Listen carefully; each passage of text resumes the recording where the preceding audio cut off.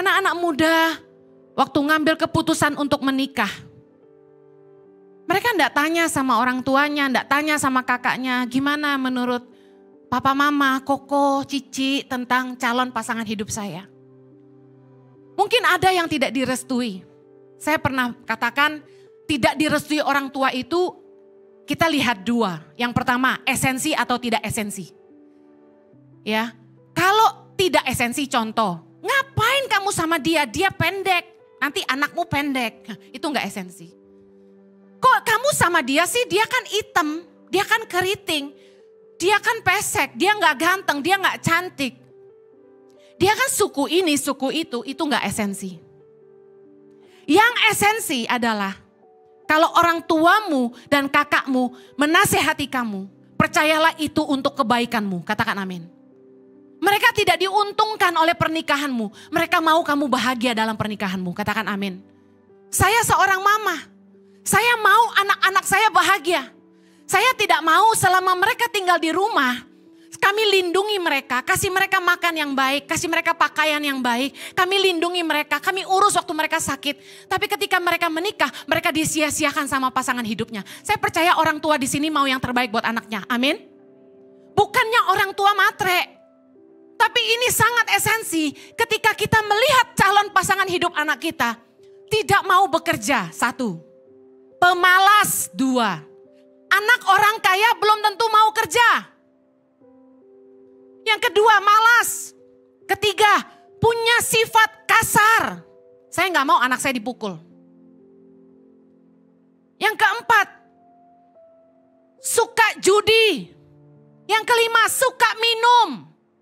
Yang keenam, suka main perempuan atau genit. Masih pacaran udah diselingkuhin terus, udah dibikin sakit hati terus. Anak muda kadang-kadang bucin. Bu Heni, saya doakan di dalam nama Yesus, saya puasain dia berubah. Saya kasih tahu kamu, gak bakal berubah. Saya sudah lihat sendiri orang umur hampir 70 tahun. Tidak berubah. Bahasa kerennya mopien. Puhwe. Kalau kita bilang orang tua kasih nasihat, kamu harus bijaksana. Lihat dia baik-baik sebelum kamu nikah. Buka mata kamu besar-besar. Itu kamu harus ikuti. Kenapa? Karena kita mau yang terbaik buat anak-anak kita. Mama matre, papa matre. Enggak. Lu kaya juga bukan gua yang bahagia. Gitu dong. Saya sama suami sudah bertekad gak akan nyusahin anak. Kami mau selama usia kami masih produktif, kami punya tabungan hari tua. Supaya ketika kami tua, kami tidak menyusahkan anak-anak kami. Anak kami kalau dapat orang kaya, bukan buat kami, buat mereka. Saya percaya orang tua di sini sependapat sama saya. Buat kebahagiaan mereka. Karena dengar baik, ketika kalian menikah, meskipun tidak disetujui, bahkan ada yang kawin lari.